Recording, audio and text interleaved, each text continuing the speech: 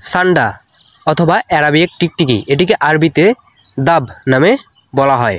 সহিহ বুখারী 5391 এবং সহিহ মুসলিম 1945 হাদিস অনুযায়ী হযরত খালিদরা বলেন, আমি সঙ্গে আমাদের প্রিয় নবী এবং আরও কয়েকজন মিলে একত্রে খেতে বসলাম।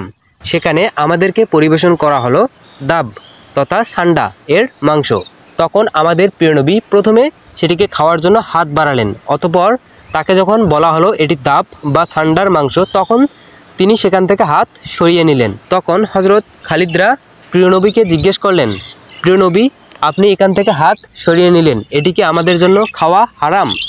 তখন আমাদের প্রিয় নবী বললেন, না, এটি আমি খাচ্ছি না এ কারণেই, কেননা এই প্রাণীটি আমার অঞ্চলের নয়, আমি একে কখনো দেখিনি, আর এটিকে খাওয়ার জন্য আমি অভ্যস্ত নই। এটি তোমাদের যদি রুচিতে না বাধে তাহলে তোমরা এটিকে খেতে পারো। তাই সান্ডা বা অ্যারাবিক টিকটিকি বা দাব এর মাংস আমরা হাদিস অনুযায়ী খেতে পারি, এটি সম্পূর্ণ হালাল। আমার এই ভিডিওটি যদি তোমাদের ভালো লাগে তাহলে আমার চ্যানেলটিকে সাবস্ক্রাইব করে বেশি বেশি শেয়ার করে দিবে, যেন ভিডিওটি সবার সামনে চলে যেতে পারে। আর তোমাদের যদি কোনো মতামত থাকে এই সম্পর্কে আমার কমেন্টে জানিয়ে দিবে। ধন্যবাদ সবাইকে। আসসালামু আলাইকুম।